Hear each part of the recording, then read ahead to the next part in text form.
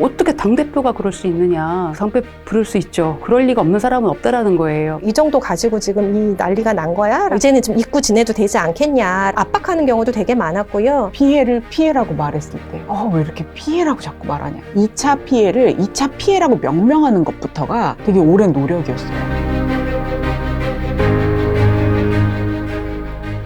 안녕하세요. 조직문화 개선 추진단장 박지아입니다. 오늘의 자리는 정의당 당대표 성추행 사건을 잘 해결하기 위해서 전문가들의 의견을 듣는 자리로 마련되었습니다. 정의당이 이번 사건을 잘 해결하는 것이 매우 중요한데, 잘 해결된다는 것은 피해자의 보호와 일상의 회복, 그리고 성폭력이 가능했던 조직 문화를 어떻게 잘 바꿔나갈 것인가를 꼭 담아야 합니다. 이번 사건 이후로 당 내외에서 나왔던 질문들을 저희가 전문가 선생님들에게 드리고 거기서 답변을 받는 것으로 영상을 구성했습니다. 첫 번째 영상은 권수연 여성학자 선생님을 모시고 진보정당에서 왜 이런 사건들이 벌어지는가라고 하는 이야기를 나눴고요. 두 번째 영상은 정혜선 변호사를 모시고 이 사건 해결에 있어서의 법적인 그리고 당규 그리고 사건 해결 방식에 대한 이야기를 나눴습니다. 마지막으로 세 번째로 한국성폭력상담소의 김혜정 소장님을 모시고 이야기를 들으려고 하는데요. 오랫동안 성폭력 문제를 현장에서 해결해 오신 분에게 정의당은 어떻게 사건을 잘 처리할 것인지에 대해서 듣는 시간을 가져보도록 하겠습니다. 선생님 안녕하세요. 예. 안녕하세요. 먼저 자기소개 좀 부탁드릴게요. 예. 네, 안녕하세요. 저는 한국성폭력상담소라는 여성인권운동단체에서 활동하고 있고요. 지금 현재 소장으로 일하는 김혜정이라고 합니다. 사실 한국성폭력상담소에서 오랫동안 활동하시면서 성폭력 사건을 현장에서 계속 해결해 오셨잖아요. 이번에 정의당 당대표 성추행 사건을 들으시고 그리고 그 해결 과정을 보면서 선생님 어떠셨는지 먼저 의견을 좀 듣고 싶습니다. 네, 성폭력 사건은 저희에게는 되게 놀라운 일이면서도 또 놀랍지 않은 일, 이런 두 가지 마음이 다 드는 것 같아요. 놀라게 되는 것은 우리 주변의 일상적인 어떤 성차별 이런 것을 우리가 몸으로 다 살아오는 사람들이기 때문에 우리 스스로도 그리고 내가 되게 신뢰하던 그리고 다른 가치에서는 굉장히 신뢰했던 사람도 어떤 성추행이나 성폭력 그리고 성차별 이런 것에는 또 행위자가 될 수 있다는 사실이 매번 놀라게 되는 일이면서도 그런 일들을 또 상담 현장에서 굉장히 많이 보아왔기 때문에 저희에게는 항상 매번 놀라는 일은 아니기도 했습니다. 해주신 말씀이 사실 저희도 많이 얘기하지만 또 전문가 분에게 이렇게 얘기 듣는 게 한편으로 마음 되게 아프다는 생각이 들었습니다. 저희가 질문을 3가지를 드릴 건데 먼저 첫 번째 질문은 이건데요.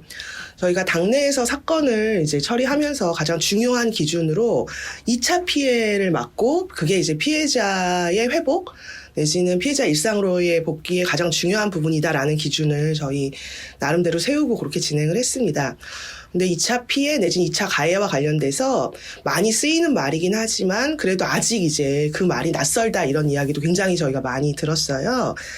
그래서 이 부분에 대해서 2차 피해 내지는 2차 가해가 뭔가 그리고 이것을 이제 예방하는 게 왜 이렇게 중요한지에 대해서 설명 좀 부탁을 드립니다.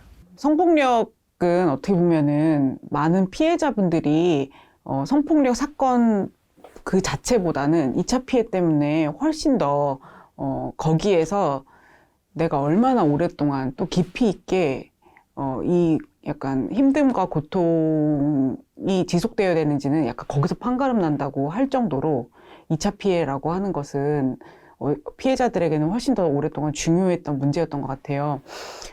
그런데 이 사건이 왜 일어나는가 생각을 해보면은 우리는 성폭력에 대해서 여전히 아직도 이것을 그냥 범죄라고 받아들이기에는 너무 일상화된 어떤 문화 속에서 이 사건의 피해자도 말씀하셨지만 우리가 누구를 어떻게 존중할 것인가, 동등하게 대우한다는 것은 무엇인가를 아주 일상적으로 몸에 배이게 훈련을 하지 않고 이 사람에게는 예를 들면은 장애인인 어떤 사람에게는 내가 동정과 시혜로 대하는 것이 이 사람 배려했는데 뭐가 문제야? 라고 생각할 수도 있거든요. 어떻게 보면 누군가를 특별하게 대우한다든지 누군가를 더 잘해주려고 했다든지 이런 것이 동등하지 않고 차별적인 대우였을 수도 있고, 여기 안에는 여러 어떤 신체의 경계선, 인격의 경계선, 그 사람의 어떤 자기 결정의 어떤 경계선들을 넘어가는 이런 행동들, 그래서 그 사람에게는 나에 대한 어떤 침해 같은 게 이루어질 수 있는 것인데도 불구하고 너무 익숙하게 이런 것들이 일반적으로 일어났던 것이 우리에게 너무 있었던 문화인데, 이것이 성폭력일 수 있다, 이것이 성추행일 수 있다라고 하는 문제제기를 받으면 많은 사람들은 익숙하게 살아왔던, 나도 적응하면서 살아왔던 문화를 계속 다시 돌아보게 되잖아요. 이런 불편한 상황이 있을 때 이것을 왜 이런 일이 일어났지? 같이 문제를 좀 분석을 해보고, 그러면 나에게도 익숙했는데 이거를 어떻게 나 스스로도 행동을 좀 바꿀 수 있을까? 우리 조직에 되게 일반적이었던 문화였고 관행이었고 관습이었고 너무나 많은 사람들이 하는 행동과 말이었는데, 그것이 문제라면 앞으로는 어디까지 사과해야 되고 어디까지 이거를 문제로 해결해야 되지라고 하는 어떤 당황, 그리고 그 일이 너무 부담스럽고 혹은 불편하다고 생각하는 이런 것들 때문에 이런 문제 제기를 들었을 때 피해자들이 침묵할 때는 얘기하지 않거든요. 피해자들이 그냥 스스로 은폐하고 침묵하고 내 탓이야 라고 자책할 때는 없었던 반응인데, 피해자가 이것을 말하고 문제를 해결하자, 이거는 문제일 수 있다라고 말을 하면 그때부터 나오는 여러 반응들이 있는 거죠. 근데 내 불편함을 그냥 나는 당신 말을 들으니까 맞는 말인 것 같은데 나는 왜 좀 불편할까? 이 말이 나는 왜 이렇게 편치 않을까? 이렇게 자기 고백적으로 얘기한다면 또 풀어갈 수 있는 또 다른 과제가 될 수 있을 것 같아요. 근데 이 불편함을 피해자에게 다시 이 책임을 전가하는 거.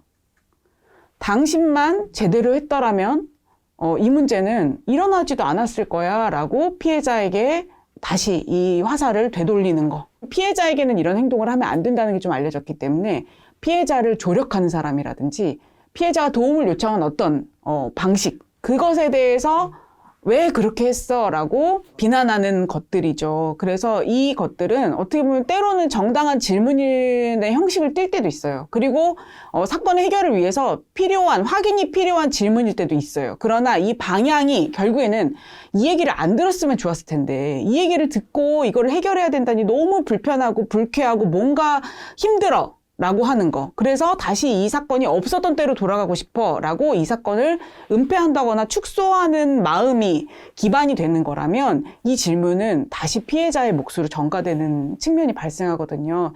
이런 것들을 2차적으로 발생하는 피해다라고 이제까지 많이 이야기를 해왔습니다. 네. 처음 말씀하신 것처럼 피해자들에게는 어떤 면에서 이게 더 고통스럽다라는 이야기를 이제 굉장히 많이 듣고, 이 원사건을 잘 해결하는 과정에서 벌어진 2차 가해를 막는 게 그래서 그만큼 중요하다라고 하는 생각이 저도 들고 말씀 들으면서 좀 들었습니다. 두 번째 질문인데, 정의당이 그래서 이 문제에서 2차 가해를 이제 방지하기 위해서 가이드라인을 발표했어요. 선생님도 이제 보셨다는 이야기를 들었고요. 그 가이드라인을 보고 어떠셨는지를 사실은 듣고 싶고, 또 한편에서는 정의당이 2차 가해를 막기 위해서 2차 가해에 대해서 이제 제보를 받는다라고 하는 이제 이야기를 했을 때 제보를 받는 건 좀 과하지 않냐라고 하는 이야기도 들었어요. 여기에 대한 의견을 좀 듣고 싶습니다. 피해자에게는 이게 이제 원래 성추행이나 성폭력, 성희롱을 포함해서 이런 것도 이제 정말 피해라고 밖에는 말을 못 하는 거거든요. 피해를 피해라고 말했을 때, 왜 이렇게 피해라고 자꾸 말하냐? 이렇게 피해자가 되려고 하냐?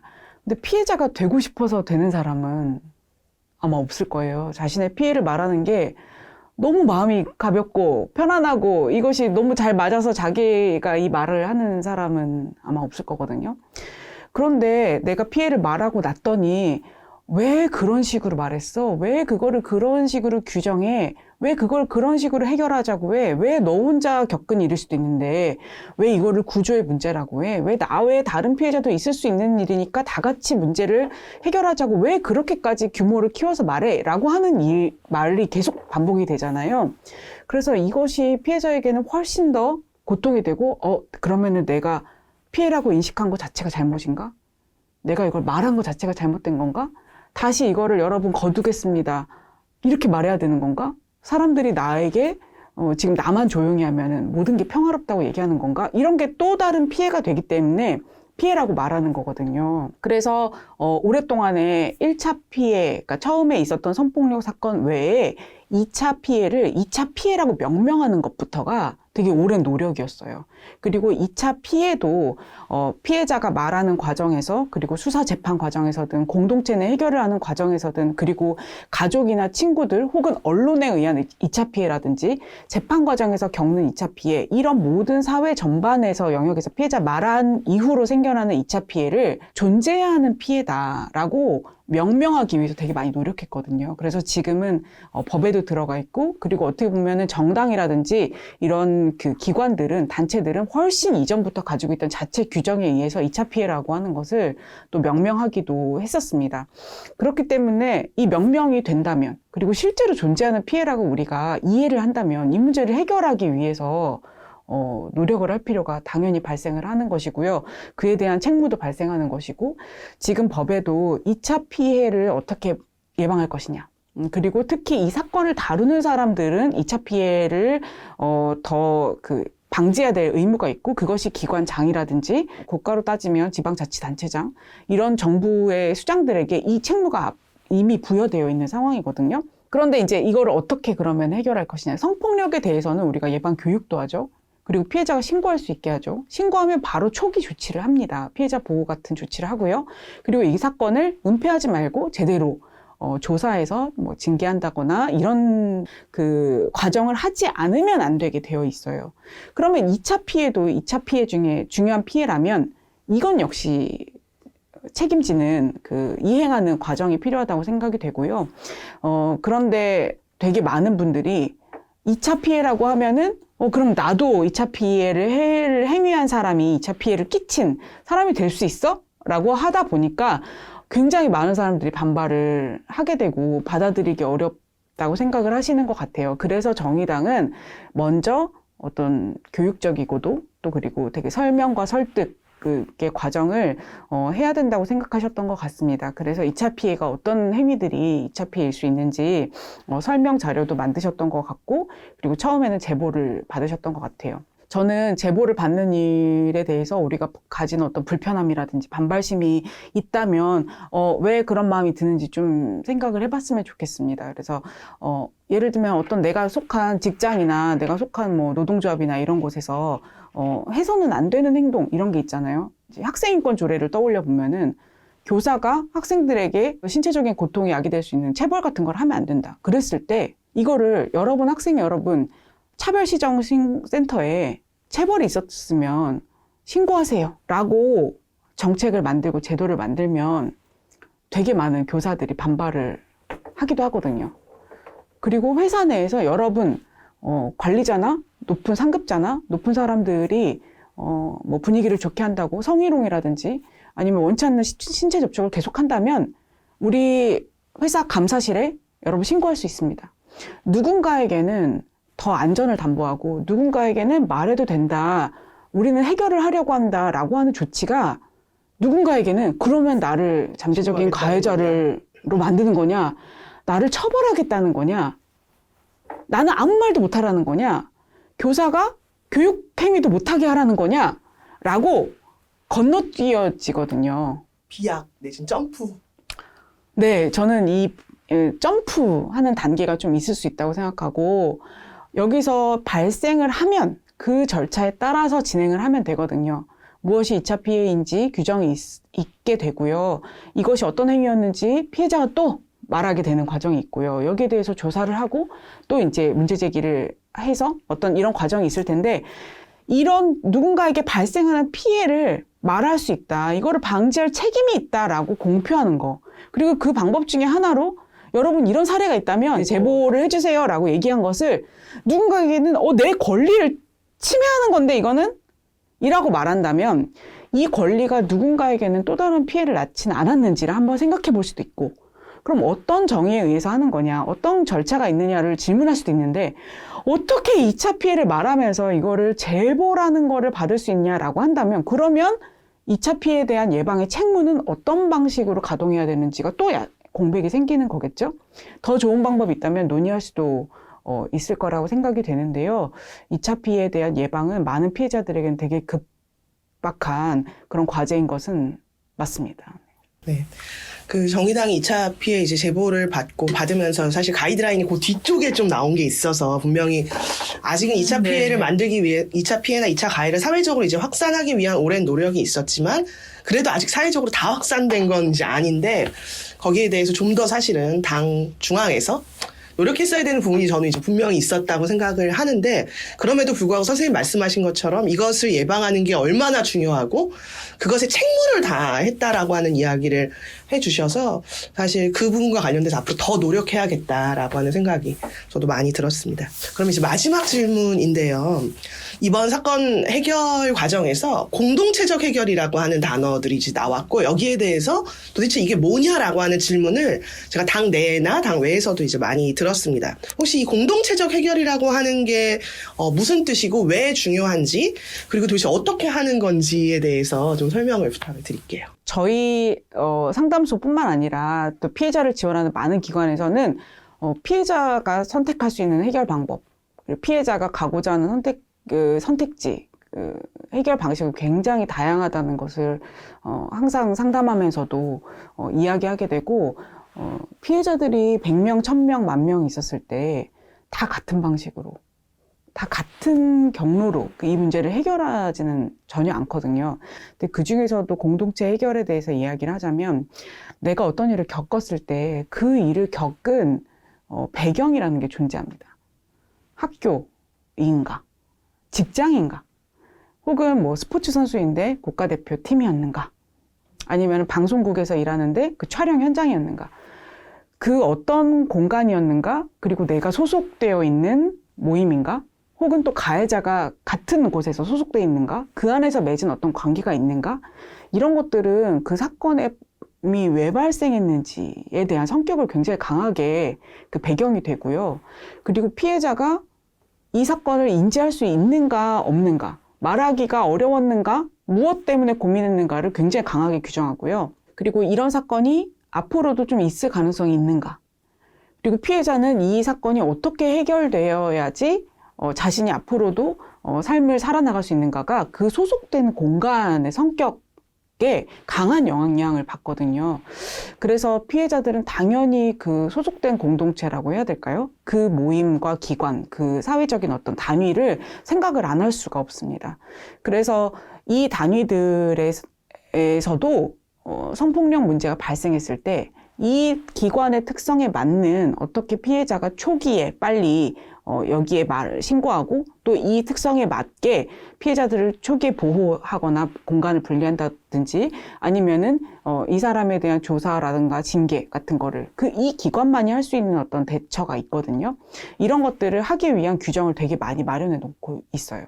모든 스포츠 연맹 같은 데들도 그렇고요.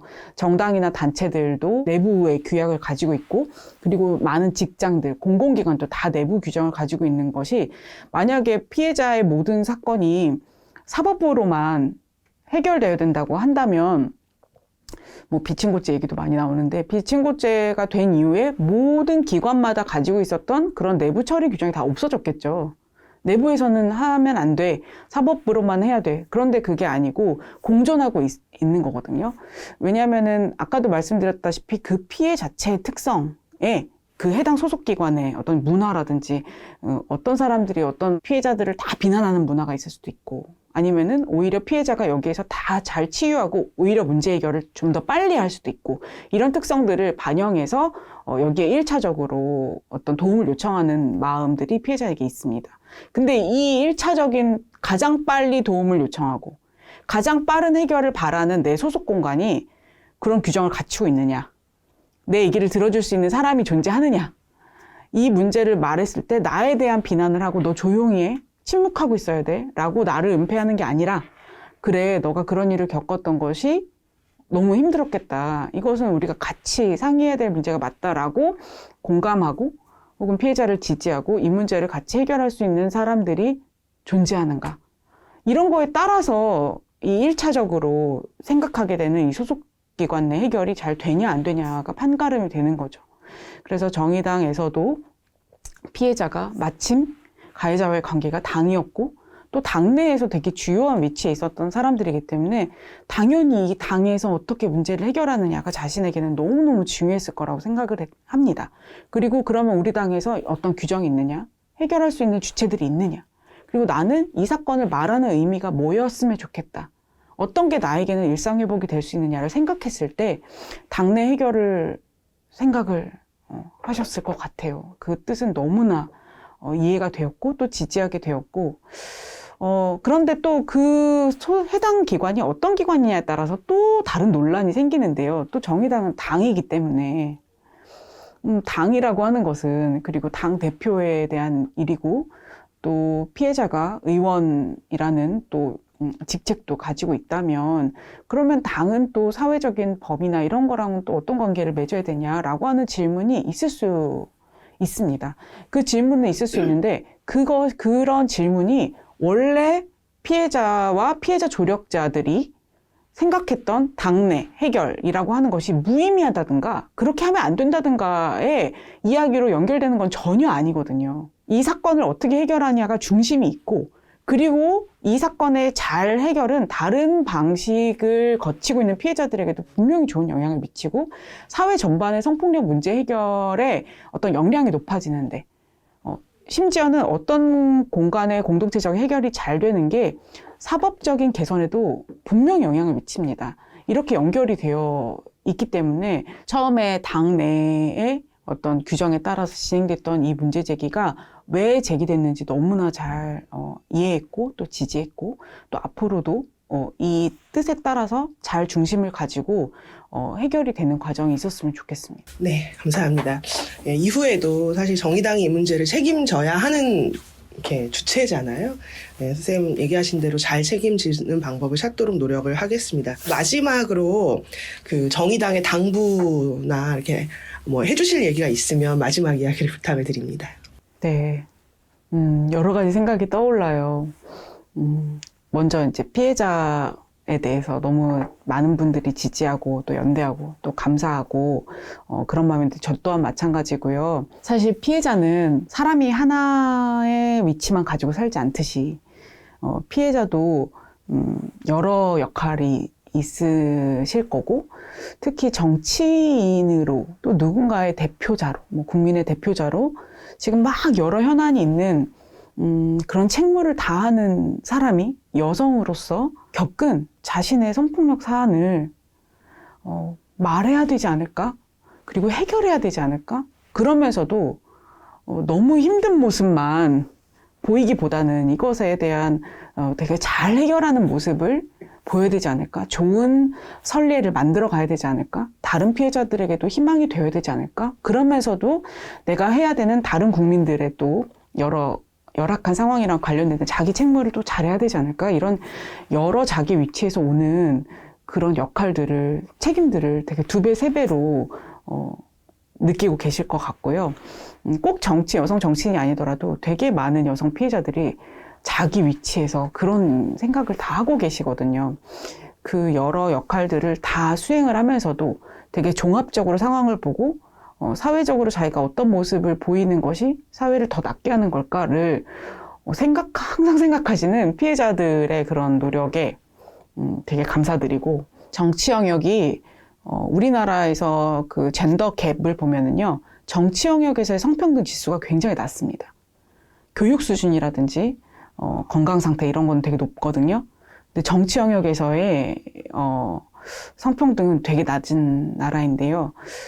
이런 여성 정치인들이 도전하는 이런 목소리들이 정말 중요한 정치의 과제라고 하는 생각이 들어서 정당 그리고 정의당 당원들에게도 이것이 어느 의제에 못지않은 되게 중요한 도전이고 이렇게 모든 당원들이 함께 느끼는 이 도전들이라고 하는 게 정의당만의 문제가 결코 아니다. 어떻게 보면 우리나라 성평등 지수의 중요한 그런 기점에 다 같이 지금 있다는 생각이 들어서 한 걸음 한 걸음 내디딜 때마다 분명히 사회적인 변화에 너무나 바로 연결되는 그런 변화가 있을 거라고 생각이 되어서 지켜본다기보다는 함께 하는 마음으로 하겠습니다. 네, 감사합니다. 예. 사실 정의당의 당원으로서 그리고 어떤 책임을 맡은 간부로서 이 사건에 대해서 사실 저희가 국민들에게 드릴 수 있는 말은 정말 죄송하다라고 하는 말이고 지금도 그래야 된다고 생각을 합니다. 근데 말씀하신 것처럼 당연히 저희의 문제지만 저희가 만들어가는 게 이렇게 그럼에도 불구하고 사회적 변화를 조금이라도 더 나아지게 만드는 길이 될 수 있다라고 얘기해 주셔서 네, 더 열심히 잘 만들어 보겠다는 생각이 들었습니다. 네, 너무 감사드리고요. 예, 지금까지 말씀해 주신 한국성폭력상담소 김혜정 소장님께 감사드립니다. 감사합니다. 네, 고맙습니다. 고맙습니다.